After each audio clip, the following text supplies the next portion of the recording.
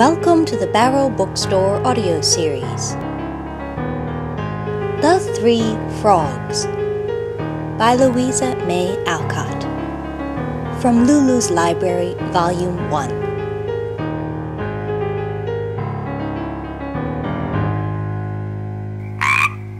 Hop, Croak, and Splash were three little frogs who lived in a pleasant river and had merry times swimming about or hopping on the green grass. At night they sat on the bank and sung together, very sweetly they thought, and if boats came by they skipped into the water, heels overhead, with a great splashing and noise. Hop was not contented with this quiet life. He wanted to see the world and kept asking his brother Croak to go and travel with him. "I'm tired of poking about in this stupid river with no fun but leapfrog and singing. I want to know what is over that hill, and I'm going to find out. You can stay and doze in the mud if you please. I've got more spirit than that, and I'm off." So away went Hop, singing gaily. A frog he would a-wooing go, whether his mammy would let him or no. With a roly-poly gammon and spinach, hey-ho, said Anthony Rowley. His good little sister Splash begged him to stay, for the world was full of danger, and he was too young to go alone.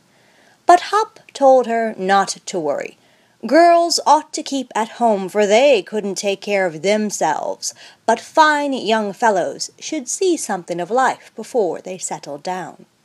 His friend Turtle had invited him to go, and if such a slow chap as Creeper could start on a journey, of course the best jumper in the river would get on all right. While he was saying goodbye, the Turtle had crept up the bank and was well on his way to the road beyond. Hop skipped after him, and when they had got to the hilltop, they stopped to rest. Creeper in the road in the warm sand, and Hop among some daisies close by.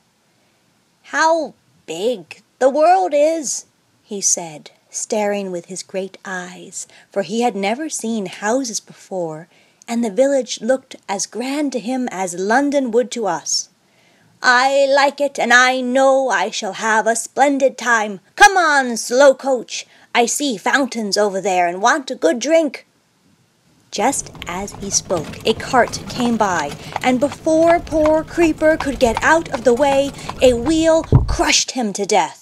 "Mercy on us! What horrid monsters these are!" cried Hop, leaping as fast as his legs could take him into a garden nearby, where he lay trembling and half scared out of his wits. He thought the cart was a creature, and every time he heard the rumble of wheels his heart beat, and he clasped his hands in fear as he sat under the burdock leaves. At last it seemed so quiet. He ventured out, and had a lovely time in the nasturtium bed, catching flies and playing bo-peep with a little bird. Then he hopped to the grass plot, where the sprinkler was whizzing round, and took a refreshing bath. He was just puffing his skin out and winking with pleasure when a fat toad, who lived under the piazza, told him very crossly to clear out. "You are a very rude old person, and I shall do as I like. This is not your garden, so you needn't goggle at me," answered saucy Hop, opening his wide mouth to laugh at the toad, who was so fat he couldn't take long leaps like the lively frog. "Very well, Dandyprat, I shall call the cat, and she will make you skip, unless you want that fine green jacket torn off your back by her sharp claws," said the toad, hopping slowly away to the sunny corner, where a grey cat lay dozing. "Pooh! I'm not afraid," said Hop, for he had never seen a cat, and thought the toad made it all up. So he took a leisurely stroll down the walk, looking about him as if he owned the whole garden. Presently he saw a pretty little creature playing with leaves, and hurried on to speak to it, being eager to find friends in this pleasant place. You see, When the toad told the cat about the stranger, Pussy only gaped and went to sleep again, not caring to play with anyone. But the kitten who lay beside her was curious to see a frog, and ran off at once to find him. Hop did not know that this was the cat's daughter, till Kitty pounced on him as if he had been a mouse, and instead of playing some nice game and telling him all about the new world as Hop expected, she clawed him and bit him, tossed him up, and let him bump down again on the hard ground. He tried to get away, but she let him hop a little and then pounced again, cuffing him with her paws and dragging him about till he was half dead. He believed the old toad now, and thought the end of the world had come. It would have been the end of the world for him if a dog had not bounced into the garden and made Kitty fly up a tree, spitting and glaring like a little dragon. Poor Hop crept under a gooseberry bush and lay there, longing for gentle Splash to tie up his wounds and comfort his pain with spearmint from the riverside, and a cool lily pad for a wet sheet to pack him in. "It is an awful world, and I wish I was safe at home," he sighed, as the sun grew hot, the water was turned off, and the wind stopped blowing. But he was too feeble to hop away, and lay there panting till night, when a shower saved his life, and early in the morning he started to find the river before he got into any more troubles. He went very slowly, being lame and sore, but got out of the garden, and was just planning to give one tremendous leap over the road for fear he should get crushed as Creeper did, when he heard a soft rustling behind him, and saw a long, slender gray thing with very bright eyes and a little tongue that darted out and in like a flash. "I see no cruel claws, so it can't be a cat," thought Hop, feeling timid now about making new friends. "Pretty fellow, come here and talk to me," hissed the snake, longing to eat the nice little froggy. Hop felt rather nervous, but he wished to be polite, so he let the stranger coil lovingly around him, and looked right into his face while listening to the tale of woe he gladly told. Presently he found he could not stir at all, nor move his eyes from the fiery eyes before him, and the darting tongue seemed ready to sting. Then he was frightened and tried to escape, but he only gave one leap, for the snake caught him by the hind legs and held him fast, while swallowing him slowly down.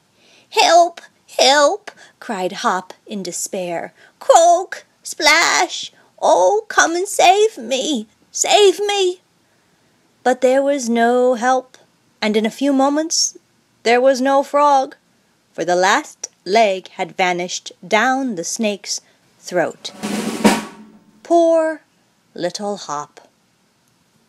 Croak was a noisy fellow, and kept up a great racket, trying to sing louder than any of the other frogs, for he was very proud of his voice, and sat on a log at night, saying, "Ker-honk, ker-honk," till everyone was tired of hearing him.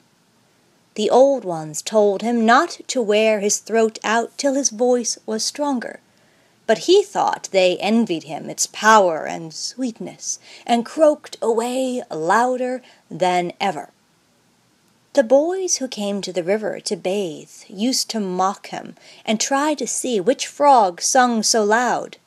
This pleased him, and instead of keeping still and staying among his friends, silly Croak went out and sat on a rock alone, that all might see and hear the great singer. "Now," said the boys, "we can catch him and keep him in a tub, and when we are tired of his noise we can rap him on the head and make him be still." So, while the vain frog sat croaking at the top of his voice, 2 of the boys swam up to the rock and threw a net over him. He kicked and struggled, but they had him fast, and tied him up in a bundle till they got to the tub, and there they left him with a little grass, saying, "Now sing away, old fellow, and make yourself comfortable." But Croak could not sing. He was so frightened and unhappy, for he was hungry and tired, and they didn't give him the right things to eat, nor any mossy log to rest on. They poked him with sticks and took him up to look at his funny toes, opened his big mouth and held him by one leg to see him kick. He tried to climb out, but the sides of the tub were slippery, and he had to give it up. He kept swimming and floating till he was tired out, and ate breadcrumbs and grass to keep from starving. But he was very miserable, though children came to hear him sing, and he had nothing else to do. "This isn't what I meant," sighed Croak, "and if I ever get out of this old tub, I'll keep very still, and never try to make a noise in the world again." Among the children was one kind little girl who pitied the poor frog, and one day, when she was alone, took him up carefully and put him in the grass, saying, "Run away, froggy, home to your mamma, and don't tell the boys I set you free." "Thank you, my dear, those bad boys will never see or hear me again," answered Croak, hopping off as fast as he could go, never minding in his hurry that he was not taking the road to the river. After he had gone a long way, he came to a tank where a great many frogs seemed to be having a very nice time, for there was plenty of food, stones to sit on, and fresh water flowing in all the time. "Ah, these must be very elegant people to live in this luxurious way. They sing pretty well, but not one has a splendid deep voice like mine. I'll jump in and astonish them with my best song," said Croak, after he had watched and listened for a while. If he had only known that these frogs were kept there to be fattened for an old French gentleman to eat, he would have skipped away and saved his life. But he was so anxious to show off his voice that he gave a jump and went splash into the tank, startling the others and making a great commotion. He liked that, and getting up on the highest stone gave them his favorite "caw-honk" song till the air rang with the sound. The other frogs were much impressed, for they thought it fine music, so they gathered round and shook hands and welcomed the stranger, sure that he must be a distinguished musician, he put on such airs. Now Croak was in his glory, and puffed himself out, and googled at the lady frogs, till they put up their fans of green flag to hide their smiles. The young fellows tried to imitate him, till the tank was such a noisy place that the old gentleman said to his cook, "Kill off a dozen of the fattest for dinner, and stop that din out there." The frogs had told Croak that every now and then some of them were chosen to go and live in the great house, and all were eager to find out what good fortune had happened to their friends, for none ever came back to tell the sad truth. So, when they saw the man in the white cap and apron come to the tank and look down at them, they all began to skip and prance, hoping to be chosen. With a long-handled net, the cook picked out the fattest and put them in a covered pail till he had his dozen. Croak had not been there long enough to get very plump, so he would have escaped that time if he had held his tongue. But he couldn't keep still, and made such a terrible noise that the cook said, "I must catch and quiet that rascal, or my master will go distracted." So he held the net open, and that silly frog hopped in, little dreaming that he had sung his last song. "Now we shall see fine things. Goodbye, you poor dears. Be patient till your turn comes," he cried as the bucket was carried away to the kitchen. Croak was disappointed when he saw nothing but pots and pans and a great fire, for the vain fellow really thought he was chosen to sing before some fine people. But his disappointment turned to horror when he saw his friends taken out one by one and their poor little legs cut off to fry for dinner. That was the only part the cook used, and the rest he threw away. Croak was left to the last, as he was not to be eaten, and while he waited his turn he dashed distractedly round and round the pail, trying to get away, and croaking so dismally it was a wonder the cook did not take pity on him. But he did not, and was just going toward the pail with the big knife in his hand when the old gentleman came down to see if his orders were obeyed, for he thought a great deal of his dinner. All the poor little legs lay in the pan ready to cook, and he was so pleased that he said, looking at the thin frog swimming about in that lively way, "Ah, this is a very brisk fellow. I will put him in my aquarium. The goldfish and the crab will like a little society, I think." Then, catching Croak by one leg, he carried him upstairs and threw him into the great glass box, where several pretty goldfish and one cross crab lived together. Croak was so glad to escape frying that he was very quiet, humble, and good. And though his new home was a prison, he tried to be contented, and never complained when the lovely fish called him ugly, and the cross crab nipped his toes. He was homesick and longed sadly for the pleasant river, the jolly games he used to have, and his dear little sister. He never sang now, fearing to be killed if he did, but when the windows stood open through the summer night and he heard the music of his friends, he put his hands before his face and cried such bitter tears that the water grew quite salt. He bore it as long as he could, but his heart broke at last, and one day poor Croak was found floating on the top of the tank, quite dead. So that was the end of him. Good little Splash lived at home, all safe and happy, and was so kind to everyone that her neighbors loved her dearly and sung her praises at their evening concerts. Now the Frog Prince wished to marry, and was looking about for a wife, as he was very particular. So he wrapped himself up in a dead-leaf cloak, put an empty nutshell on his head for a hood, and, leaning on a bulrush staff, went hobbling along by the river like a poor old woman, begging at the different houses that he might see how the lady frogs behaved at home. When he rode out as the prince on a field mouse with flags flying and all his court about him, the young lady frogs stood modestly by their mammas, all in their best, and curtsied sweetly as he went by. But now he came to the back doors, a poor beggar, and it was very different. Some were lazy and lay late in their beds of river weeds while the mothers did the work. Some were greedy and ate all the best flies themselves.